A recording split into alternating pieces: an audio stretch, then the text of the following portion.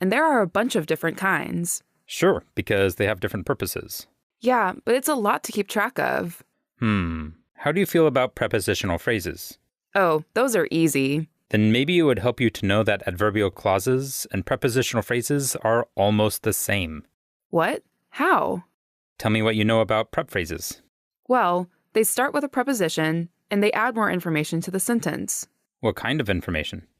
Like where or when something happened, or who else was involved, or the reason behind something. There are lots of different ways a prep phrase could add info. It sounds like they usually modify verb phrases, like adverbs do. Yeah, but some modify nouns. Very good. But for now, we'll just focus on adverbial prep phrases to keep things simple. Okay. How do you know what kind of information they add? Well, it depends on the preposition. That's why we have so many. Great. And where in a sentence do these phrases go? Usually at the end, though some can be at different spots. Nice job.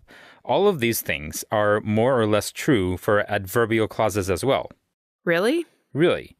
Adverbial clauses give us more information about the verb phrase, which is why they're named after adverbs. Well, that makes sense. They can tell us where or when something happened, or why, or how, and so on. Also, they usually come at the end, or more specifically, after the verb phrase they modify. But adverbial clauses don't have prepositions, do they? Technically, no. They start with conjunctions instead. But a lot of those conjunctions are similar to or even identical to prepositions. Cool. That makes things easier. Yeah, it does. And again, the conjunction you use depends on the function of the clause and vice versa.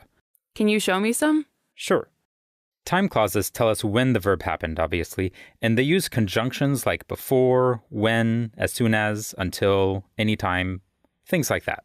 Yeah, that one's easy. Clauses of purpose show us why a verb was done and what the intended result would be. They use conjunctions like so, in order that, and in case. Clauses of result are similar except they reveal what actually happened, not the intent. Okay. And condition clauses use conjunctions like if and unless, right? They explain what has to be true in order for the rest of the sentence to come true. Right. Concession clauses show contrasts, conflicts, and exceptions. They use conjunctions like although and however. You have to be careful with these because they're a little different from their corresponding prepositions. Oh yeah, that reminds me. If adverb clauses and prep phrases are almost the same, then what's the difference? Remember that a clause is a group of words centered around a subject and a verb. If the group is missing one or both of those, then it's not a clause. It's a phrase. And that's it? The rest is the same? Pretty much. They carry the same meaning, and we use them in the same way. In fact, lots of prepositional phrases are just shortened forms of adverbial clauses. Wow, that makes things a lot easier. I mean, I need to remember the difference between a phrase and a clause, but I got this. Great.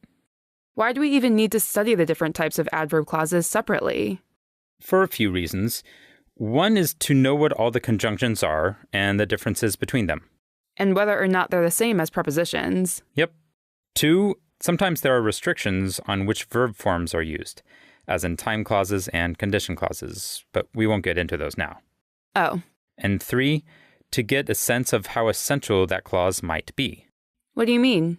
Some modifiers are essential, which means that if you take them away, then the sentence loses part of its meaning or significance.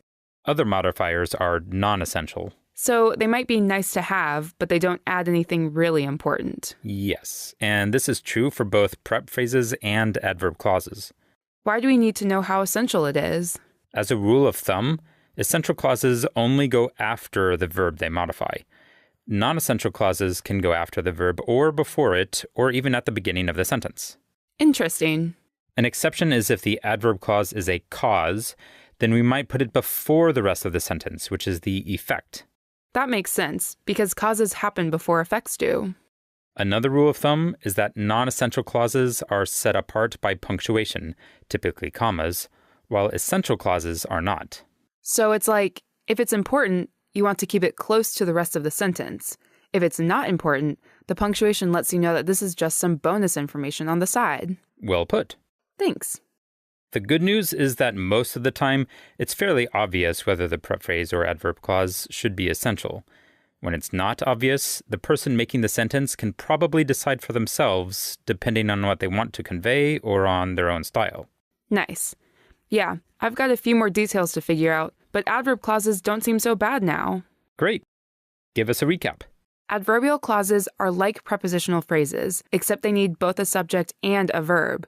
They start with conjunctions, which tell us the type of information that the clause adds to the verb phrase.